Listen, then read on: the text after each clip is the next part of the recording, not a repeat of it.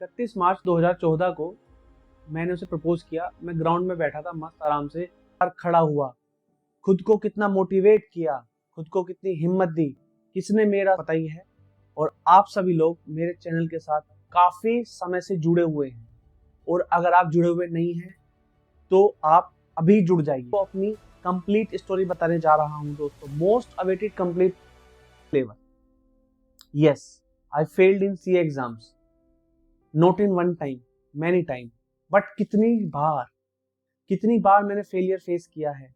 सबसे था बचपन से था। जब मैं 3rd क्लास में था तो मेरे पड़ोस, तो 6th क्लास से लेकर 12th क्लास तक मैं काफी ब्राइट स्टूडेंट रहा। 12th क्लास के बाद घमंडी। फिर मैंने आर्टिकलशिप स्टार्ट करी, टूट गया। अब मेरा खुद से भरोसा उठ गया कि नहीं, अब करा आपके पापा ने जीवन में कुछ नहीं करा।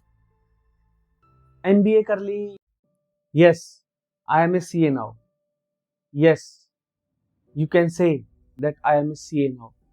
बट इस सपने को पूरा करने के लिए, इस मंजिल को पाने के लिए मैं कितनी बार गिरा, कितनी बार खड़ा हुआ, खुद को कितना मोटिवेट किया, खुद को कितनी हिम्मत दी, किसने मेरा साथ दिया, किसने मुझ पे वार किया, ये सब चीजें आज मैं आपको अपनी खुद की स्टोरी में बताऊंगा। तो दोस्तों, आई एम CA अवनीश वत्स, जैसा कि आप सभी को पता ही है, और आप सभी लोग मेरे चैनल के साथ काफी समय से जुड़े हुए हैं, और अगर आप जुड़े हुए नहीं हैं तो आप अभी जुड़ जाइए, क्योंकि इस चैनल पर आपको मोटिवेशनल सारी स्टोरीज मिलेंगी। उसके अलावा आपको AFM और फाइनेंशियल मैनेजमेंट, यानी कि advance financial management for CA final और financial management for CA inter, उसका धुआंधार और बेहतरीन कंटेंट मिलने वाला है। लेकिन इन सब के अलावा जो मैं आज आपको बताने जा रहा हूँ, मैं बताने जा रहा हूँ कि कैसे मैंने अपने CA फेलियर को ओवरकम किया और एक चार्टर्ड अकाउंटेंट बना। Yes, I took a total of 15 years to complete my chartered accountancy course. But क्या सिर्फ इतना ही? क्या सिर्फ 15 years ही मैं बोलूंगा? नहीं, इन 15 सालों में जो मैंने उतार चढ़ाव, जिंदगी में जो समस्याएं देखी, जो मुसीबतें झेली, जो रिश्तेदारों के ताने झेले, जो दोस्तों का क्रिटिसिज्म झेला, उन सब से ओवरकम करते हुए मैं कैसे CA बना, आज मैं आपको अपनी कंप्लीट स्टोरी बताने जा रहा हूं दोस्तों, मोस्ट अवेटेड कंप्लीट स्टोरी। आप सभी की रिक्वेस्ट थी कि मैं अपनी कंप्लीट स्टोरी आपको बताऊं। तो दोस्तों, शुरुआत करता हूं आपके इनिशियल डेज। अपने इनिशियल डेज। दोस्तों, जैसा कि आप सभी को पता है, मेरा नाम है अवनीश वत्स। बचपन से लेके 12th क्लास तक I was a bright student, I was a topper in class. समझते हो, मैं हमेशा टॉप मोस्ट पे रहने वाला बच्चा था। कभी मैंने फेलियर का मूड जो है देखा नहीं था, कभी भी मैंने फेलियर को फेस नहीं किया था, तो मुझे नहीं पता था कि फेलियर का स्वाद कैसा होता है। लेकिन CA में आने के बाद I tasted that flavour. Yes, I failed in CA exams, not in one time, many time. But कितनी बार मैंने फेलियर फेस किया है, सबसे बड़ा क्वेश्चन यही है। मैंने अभी आपको बताया आई टुक 15 years, बट क्या मैंने 15 साल प्रयास किया या नहीं? नहीं दोस्तों, एक समय ऐसा आया जब मैं टूट गया, बिखर गया, एंड मैंने CA छोड़ दी। ये सब चीजें मैं अभी आपको बताता हूँ। तो मैं वापस चलता हूँ 12th क्लास के बाद। जैसे ही मैंने CA ज्वाइन किया तो लोगों ने मुझसे पूछा, क्या तुम्हारा CA बनने का एम पहले से ही था? नहीं जी, मेरा एम पहले से नहीं था। फिर कब से था? बचपन से था। जब मैं 3rd क्लास में था तो मेरे पड़ोस में एक भैया रहते थे, वो CA कर रहे थे, ठीक है। उन्हें मैंने देखा, उनकी बहुत रेस्पेक्ट थी मोहल्ले में। देन आई डिसाइडेड, जब मैं 6th क्लास में गया तो मैंने सोचा कि मैं CA करूंगा, और मैंने 6th क्लास में कॉमर्स चूज किया। कॉमर्स 6th क्लास में? अब आप पूछोगे कि अरे क्यों पागल बना रहे हो भैया, स्ट्रीम तो CBSE बोर्ड में 11th क्लास में चूज करने को मिलती है और कहीं पर 9th क्लास में चूज करने को मिलती है। लेकिन जिस स्कूल में मैं पढ़ा था, सर्वोदय इंटर कॉलेज फिलकवा, वहां पर उस समय हमें ऑप्शन मिला था कि आप 6 क्लास में या तो आर्ट चूज करोगे या तो कॉमर्स चूज करोगे, और आर्ट तो अपन का डब्बा गोल था, लेकिन कॉमर्स हमने चूज करी। प्लस में सीए बनने का भी एक एम था। तो 6 क्लास से लेकर 12th क्लास तक मैं काफ़ी ब्राइट स्टूडेंट रहा। 12th क्लास के बाद जैसा कि डिसाइडेड था कि मुझे सीए में ही जाना है, मैंने सीपीटी का एग्ज़ाम दिया। लेकिन मैं था हिंदी मीडियम से, प्योर हिंदी मीडियम का पढ़ा हुआ बच्चा था। जिस स्कूल से मैं पढ़ा था वो प्योर हिंदी मीडियम था, लेकिन मैंने डिसाइड किया कि मैं सीए इंग्लिश में करूँगा। उसी चक्कर में मेरी जो मर्केंटाइल लॉ एक सब्जेक्ट हुआ करता था वो कमज़ोर रह गई, and I failed in CPT June 2009। मैं टूट गया, लेकिन मैंने खुद को खड़ा किया, मैंने खुद को भरोसे दिलाया, yes I can do it. तो उसके बाद मेरे को लॉ में बहुत दिक्कत थी, क्योंकि लॉ समझ नहीं आती थी भाई। तो मेरे पास उस समय साइकिल थी लूना, अभी तो गाड़ी बाइक सब चीज़ें होती हैं, लेकिन मेरे पास तो उस समय साइकिल थी, तो मैं साइकिल से ही कोचिंग जाता था। तो मैं साइकिल से 20 किलोमीटर्स ए डे, 20 किलोमीटर एक दिन में साइकिल चलाता था। तब मैं अपनी कोचिंग पूरी कर रहा था लॉ के लिए। मैंने फिर से अटेम्प्ट दिया and I scored 112, 112 number out of 200 in CPT examination December 2009। तो दोस्तों मेरी जर्नी सीए की स्टार्ट होती है दिसंबर 2009 से। दिसंबर 2009 में मैंने सीपीटी पास किया, लेकिन उसके बाद कोई गाइडर नहीं था, कोई बताने वाला नहीं था, कोई समझाने वाला नहीं था। पास करने की धुन में हम घूम रहे थे। साथ ही साथ मैंने BCom honours correspondence Delhi university से भर दिया था। बीकॉम की पढ़ाई करने लग गए थे, हमें किसी ने कुछ नहीं बताया। फिर हमें होश आया जुलाई 2010 में, किसी दोस्तों के थ्रू पता चला अरे सीए की तो कोचिंग भी लेनी होती है। तब मैंने आसपास के जो कोचिंग सेंटर थे वो ट्राई किए। आसपास के कोचिंग सेंटर में मुझे पता चला कि जो नवंबर 2010 के बैचेस थे वो सब फुल हो चुके थे, मेरा कोई स्कोप नहीं था। अब जो बैचेस चल रहे थे दोस्तों वो चल रहे थे मई 2011 के लिए। मैंने सोचा चलो कोई नहीं, मई 2011 में ही बैठते हैं।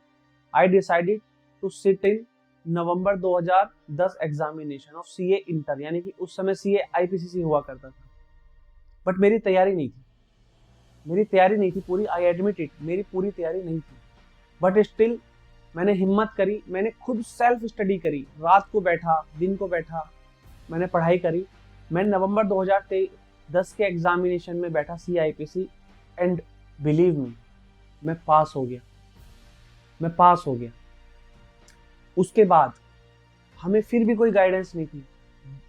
जनवरी 2011 में मैंने CIPC ग्रुप 2 की स्टडी स्टार्ट करी। उस समय पे CIPC के फर्स्ट ग्रुप में 4 सब्जेक्ट हुआ करते थे और CIPC के सेकंड ग्रुप में 3 सब्जेक्ट हुआ करते थे। मैंने जनवरी से स्टार्ट करी कोचिंग, और मेरी कोचिंग जो खत्म हुई वो अप्रैल में जाके खत्म हुई। मई में मेरे एग्जाम थे।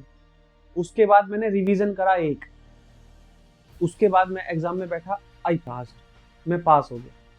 अब यहाँ से स्टार्ट हुआ सिलसिला मेरे फेलियर्स का। मतलब सर फेलियर्स का कैसे, समझ में नहीं, आप तो पास हो गए। यस, यही सबसे बड़ी गलती थी। गलती मतलब यहाँ से मैं इगोइस्ट हो गया, घमंडी। फिर मैंने आर्टिकलशिप स्टार्ट करी, आर्टिकलशिप चलती रही। सीए फाइनल के जैसे ही एग्जाम आने वाले हुए तो मैंने दोस्तों से पता किया कि क्या करना है। तो दोस्तों ने कहा कि दोस्तों सेकंड ग्रुप हार्ड है। उस समय सेकंड ग्रुप में ना इसका हुआ करता था, ISC एक सब्जेक्ट था और कोस्टिंग था, DT था, IDT था। तो मैंने कहा यार हम तो पहली बार में निकाल लेंगे, सेकंड ग्रुप देते हैं। तो मैंने सेकंड ग्रुप उठा लिया। आर्टिकलशिप के साथ साथ सेल्फ स्टडी स्टार्ट की। इस समय मैंने कोचिंग नहीं ली। मैंने सोचा कोचिंग का क्या ही करना है, जब मैं 3 महीने की कोचिंग में फर्स्ट ग्रुप पास हो गया IPCC का, 2-3 महीने की कोचिंग में सेकंड ग्रुप पास हो गया IPCC का, तो फाइनल तो बिना कोचिंग के करेंगे। मैंने सेल्फ स्टडी स्टार्ट करी थोड़ी थोड़ी, घमंड में, एकदम बिल्कुल ईगोइस्ट। तो मैंने घमंड में पढ़ाई स्टार्ट करी। पढ़ाई सही चल रही थी, कोई दिक्कत नहीं था, बट साथ ही साथ मुझे एक लड़की से प्यार हो गया। अब खेल यहाँ से शुरू होता है। 31 मार्च 2014 को, मुझे आज भी याद है, 31 मार्च 2014 को मैंने उसे प्रपोज किया। मैं ग्राउंड में बैठा था मस्त आराम से, ऐसे कोहनी टिकाए, और मैंने उसे प्रपोज किया फोन पे। तब उसने मतलब जवाब नहीं दिया कुछ। लेकिन करीब 3-4 घंटे बाद शाम को 5:30 बजे के आसपास मैं जब खेलने गया था क्रिकेट, तब उसका फोन आया एंड शी सेड यस। जैसे ही उसने यस बोला, मैं एकदम टॉप पे था। सीए फाइनल की पढ़ाई बढ़िया चल रही है, मई में एग्जाम है, जिस लड़की को प्यार करा, प्रपोज किया, उसने यस बोल दिया। इससे ज्यादा एक यंगस्टर के लिए खुशी की बात क्या हो सकती है, आप समझ सकते हो मेरी हालत क्या रही होगी उस समय। बस उसके बाद तो फिर तो रात को बाबू सोना होने लगी। लेकिन तभी एक घटना ऐसी घटित हुई जिसने मुझे पूरी तरह तोड़ दिया। 9 अप्रैल को उसने फोन उठाना बंद कर दिया। ना कोई लड़ाई ना कोई झगड़ा, बट हमारी बातें बंद हो गई। और उसने मेरे को मेंटली इतना डिस्टर्ब कर दिया कि करीब 3 महीने तक आई वाज इन डिप्रेशन। अब फैमिली में किसी को नहीं पता मैं डिप्रेशन में हूँ। एक दोस्त था जिसको पता थी, अब तो लगता है शायद वो प्लानिंग भी उसी की थी, बट ठीक है। 3 महीने तक मैं डिप्रेशन में रहा, लगभग सितंबर तक। और मई वाले एग्जाम में आई फेल मिजरेबली। वहां से मेरा घमंड टूटा। मई 2014 सीए फाइनल का मेरा पहला अटेम्प्ट था। I failed badly in that examination, ठीक है। उसके बाद नवंबर 2014 एग्जाम मैंने अटेम्प्ट किया। उस समय मेरे एग्जामिशन आ गई पोस्टिंग में। उस समय हमारा एक सब्जेक्ट हुआ करता था advance management accounting and OR, operational research करके। तो उसको कोस्टिंग जो इस समय SCMP है, मैं उसमें मेरी एग्जामिशन आ गई। DT IDT में मैं पास हो गया, बट फेल्ड बैडली इन इसका। उसके बाद मैंने 2 अटेम्प्ट और दिए, passed every time in DT IDT, और पोस्टिंग में तो एग्जामिशन थी, बट बैडली फेल्ड इन इसका। Then I broke out totally, मैं टोटली टूट गया। साथ में हुआ क्या था, जब मेरा नवंबर 2014 अटेम्प्ट था, तब मैंने due to family conditions job join कर ली। I was selected in Bajaj Hindustan sugar limited, assistant officer internal audit. मैं वहां सेलेक्ट हो गया और मैं जॉब करते करते ही, अब यहां से मैंने क्या किया, 2014 से लेके 2016 तक 1-2 अटेम्प्ट बीच में स्किप किए, बट लगातार अटेम्प्ट दिए, लेकिन हर बार वही रिजल्ट इसका, failed failed failed failed failed. अब मैं टूट गया। अब मेरा खुद से भरोसा उठ गया कि नहीं, अब नहीं हो सकता। देन 2016 में फिर मैंने वहां से जॉब छोड़ के बजाज हिंदुस्तान से, और national health mission UP government, मतलब जो हमारी सेंट्रल गवर्नमेंट है उसका एक मिशन है हेल्थ सेक्टर में, नेशनल हेल्थ मिशन, ठीक है, वो ज्वाइन किया। और गाजियाबाद में गवर्नमेंट जो CMO ऑफिस है वहां पे सिलेक्टेड हो गया। फिर मैंने वहां पे जॉब स्टार्ट कर दी। अब हिम्मत तो बची नहीं थी, तो 2016 में आई वाज इन लव, तो I decided to get married. 2016 में तो मैंने शादी कर ली, ठीक। उसके बाद अटेम्प्ट देने की हिम्मत तो बनी। फिर I was blessed with my first child, Vihaan. उसके बाद 2017, 18, 19, 20, अब ये 4 साल मेरे ऐसे गुजरे, हमने अटेम्प्ट तो नहीं दिया, 21 में भी अटेम्प्ट नहीं दिया 5 साल तक, लेकिन मेरे को नींद नहीं आती थी। I was totally broke. Job कर रहा हूँ, सब चल रहा है, बट डिससेटिस्फाइड फील कर रहा हूँ खुद को। खुद को ये जस्टिफाई नहीं कर पा रहा हूँ कि किसी चीज को हमने इतना टाइम दिया, लाइफ के 25 साल, 26 साल, 30 साल, लेकिन हम उसे अचीव नहीं कर पाए। क्या हमें कोई कमी रह गई? एक ब्राइट स्टूडेंट जिसने 12th तक फेलियर फेस नहीं किया, जिसने CITCC फर्स्ट अटेम्प्ट में पास किया, दैट टू इन इंग्लिश, अब वो सीए फाइनल में, जिसके सेकंड अटेम्प्ट में एग्जामिशन आ गई, बट सीए फाइनल क्रैक नहीं कर पाया। ये बात मुझे अंदर अंदर खाई जा रही थी, रातों की नींद नहीं आ रही थी दोस्तों। किसी शादी में जा रहा हूँ, तो शादी में सब लोग डांस कर रहे हैं, मैं भी डांस कर रहा हूँ। डांस करते करते दिमाग में जो टक से बात आई, अरे तू तो सीए ही नहीं बना भाई। होली खेल रहा हूँ, रंग लगा रहा हूँ, एकदम से दिमाग में बात है तो सीए नहीं बना भाई। ऐसे न जाने कितने इवेंट्स मेरे बेकार हुए। खुद पे भरोसा उठ गया कि मैं सीए नहीं बन पाऊँ। लेकिन ऐसा नहीं है कि मैंने कुछ नहीं किया जीवन में। बजाज हिंदुस्तान के बाद मैंने नेशनल हेल्थ मिशन ज्वाइन किया। उसके बाद I was selected in ministry of health and family welfare. अच्छा खासा पैकेज था, सैलरी बहुत अच्छी थी। तो सीए ने मुझे ये तो दे दिया कि मैं जॉब करने के लायक था। और मैं I was earning in lakhs per month. तो मैं जॉब कर रहा था, कमा रहा था, पैसे अच्छे खासे कमा रहा था। I bought a car also, I बैठे मैंने घर भी खरीदा, कार भी खरीदी, और सब कुछ किया। अर्निंग भी काफी अच्छी खासी थी। लेकिन उसके अलावा दिक्कत क्या ही, दिक्कत ये थी कि अंदर अंदर ना खुद को सेटिस्फेक्शन नहीं था कि जीवन में यार क्या है, मतलब क्या मैं अपने बच्चों को जवाब दूंगा, क्या जवाब दूंगा बच्चों को, क्या करा आपके पापा ने जीवन में, कुछ नहीं करा।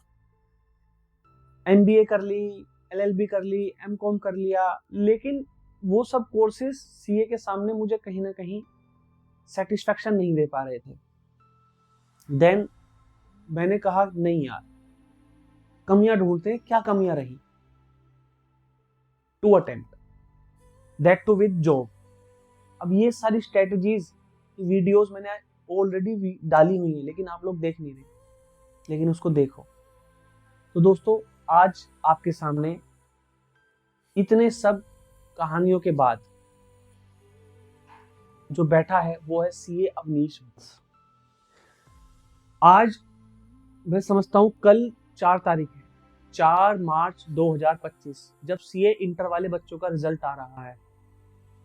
तो जो सीए का रिजल्ट है वो 15% बच्चे अराउंड पास होते हैं, 85% बच्चे फेल हो जाते हैं। मेरा सिर्फ आपको यही मैसेज है कि आपको टूटना नहीं है, आपको गिरना नहीं है, आपको उठना है। और हाँ, एक बात हमेशा ध्यान रखनी है कि कौन कहता है आसमान में छेद नहीं हो सकता, कौन कहता है आसमान में छेद नहीं हो सकता। एक पत्थर तो तबीयत से उछालो यारो, बस वो पत्थर आपको तबीयत से उछालना है। अब मुझे पता है 85% बच्चे गिरेंगे, लेकिन आपको टूटना नहीं, आपको फिर से उठना है और डबल मेहनत के साथ लड़ना है। और हाँ, अगर आप लड़ोगे then I can guarantee then you will be a chartered accountant one day. तो दोस्तों, आपने कहा था अपनी कहानी बताओ, मैंने अपनी कहानी बता दी। अब इस कहानी में मैंने अपने कुछ प्रीशियस मोमेंट छुपाए हैं, वो आपको धीरे धीरे बताऊंगा, लेकिन उसके लिए आपको मेरे साथ जुड़ना पड़ेगा। तो फटाफट चैनल को सब्सक्राइब कर लो, वीडियो को लाइक कर दो। और हाँ, आप जो भी फील कर रहे हैं, आपका जो भी रिजल्ट रहे, आप मुझसे जुड़े तो मेरा टेलीग्राम चैनल ACOCA ज्वाइन कर लो। और हाँ, अभी तक मैंने अपना नंबर किसी को रिवील नहीं किया था, लेकिन हाँ, कोशिश करूंगा जल्द से जल्द अपना नंबर भी आप सबको रिवील करूं ताकि आप उससे कांटेक्ट कर पाएं। बट अभी फिलहाल के लिए आप ACOCA टेलीग्राम चैनल ज्वाइन करो और कमेंट बॉक्स में आपकी जो भी मन में फीलिंग्स हैं आप बताएं। मैं ट्राई करूंगा आपसे जुड़ने की। ठीक है, जय हिंद दोस्त।